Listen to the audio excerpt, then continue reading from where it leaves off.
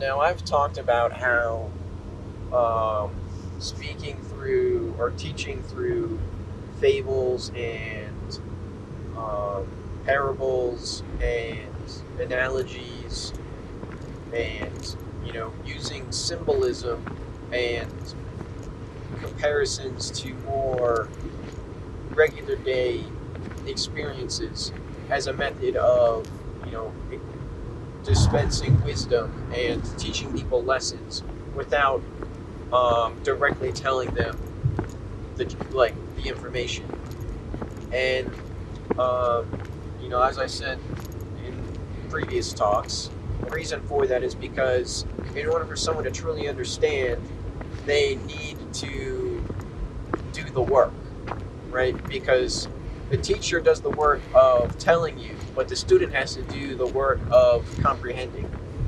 And there's no matter how hard you try, you cannot cram that information in to understanding. Like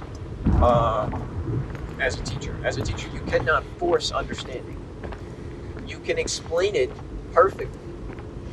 You can explain it um, as it is. Spell it out, make it super simple, dumb it down. But not everyone understands. And so, as a teacher, it's your job to um, adjust your teaching methods and your lessons according to your students so that they can understand. That's the job of the teacher. However, the student still needs to do the part of understanding. They still need to, listen and think about what is being said and work through it for themselves. And um, because of that, there is this area where it's easiest for the teacher to say exactly what they mean without actually saying what they mean. Because the actual words could be misconstrued. And so telling people like it is doesn't lead to understanding, and in some cases can lead to greater confusion because the concept may be complex. So a way of simplifying it and making it more understandable while also making it so that the true understanding requires consideration is to speak through parables and things like that, because the people that are trying to understand and can understand will, and the people that aren't or can't understand won't. And so you don't have to worry about people taking your words and being like, well, this is what you said, and it'll be like, that's not what I said at all. I just told you a story. I didn't tell you to do that. And that's kind of the benefit of teaching in that manner. But what I wanted to talk about with this to begin with is poems. I also think that the main reason why a lot of poems and song, really, a main reason why a lot of ancient writing and things along these lines are written as poems or songs is because it turns it into an art form, right? This dispensing of wisdom is turned into an expression of art, in a sense. And I think that is why, music really clicks in our brains so well, because we use this method of singing to tell stories and teach for so long, right? And so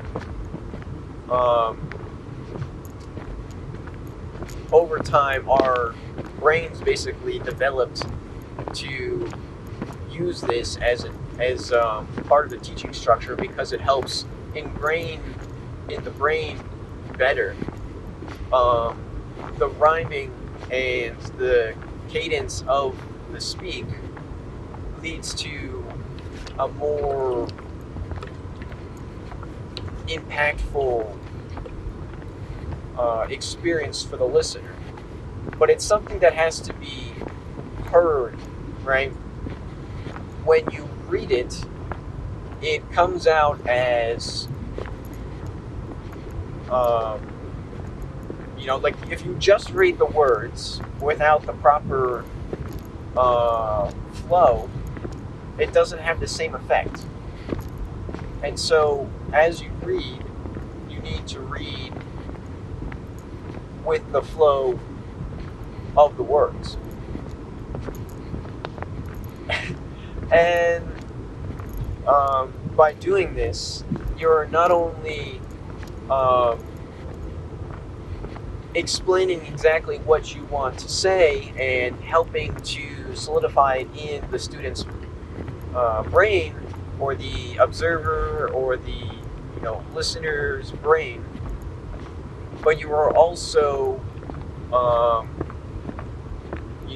kind of it's a mix of everything. It's entertainment, it's wisdom, and it's an experience. It's not just a one-dimensional thing, right? A lot of education nowadays is extremely one-dimensional. It's read the textbook. Read the textbook. Did you read the textbook? Read the textbook. And not a lot of information is retained by that, and that doesn't work for everyone. And for some people, it just they can manage it, but it's hard work, right? It's not an easy task to grind through the textbook and retain all that information, right? You have to do a lot of note taking and a lot of reviewing the material, and to me that is inefficiency. If you have to in order to remember what the text was saying and what it was all about, you have to go back and reread it and take notes to keep it in your brain. I feel like that's a sign that it's an inefficient education structure.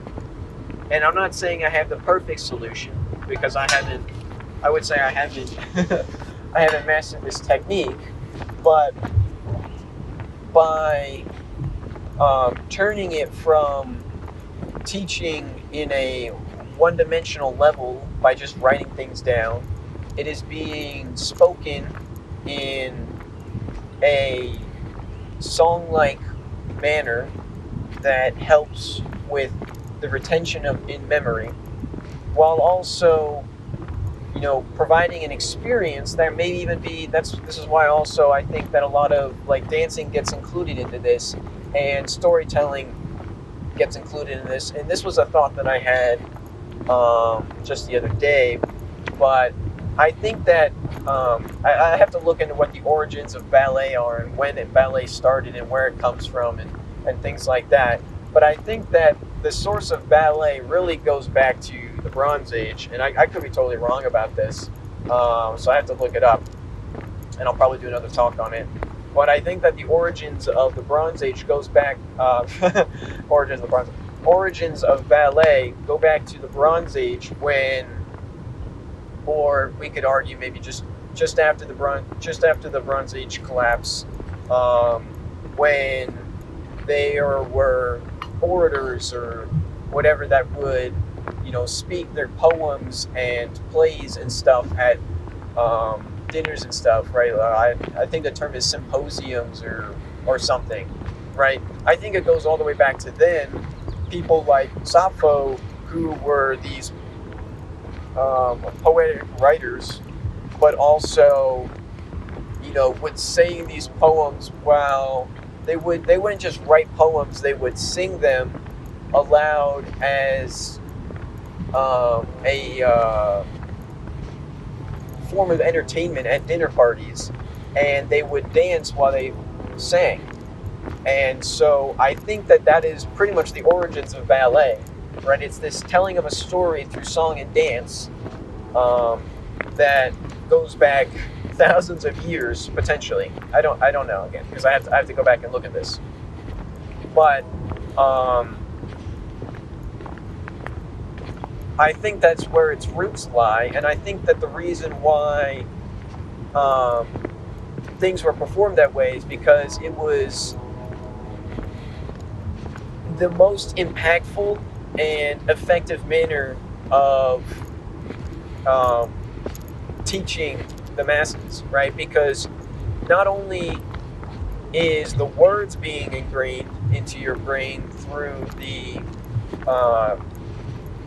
poetic cadence, but it is also being ingrained in your brain through the experience itself, what you're seeing, how you're feeling, right? It's all there, right? And so while the story is being told, you're learning, and then that learning is attached to multiple aspects at once, which leads to a lasting, remembrance of the experience.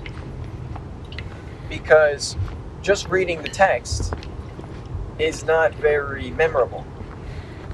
But acting the text out as a play while singing, basically a song of the story, now that is memorable. And so, what this kind of really went off topic, but the main thing I wanted to say is that I love poems because through a poem, I can say everything and nothing at the same time, right? It can mean absolutely nothing to someone and change someone's worldview to another. And I think that that's awesome. And so I'm a big fan, and I think that they're fun, right? Because, I'm not saying I'm the best poet ever, but it's kind of enjoyable to try and find the right words to say what you want to say. And you don't need to be technical. You don't need to be precise necessarily. Because some obfuscation is a part of the art. And I don't know. I like that. So, that's all. Peace out.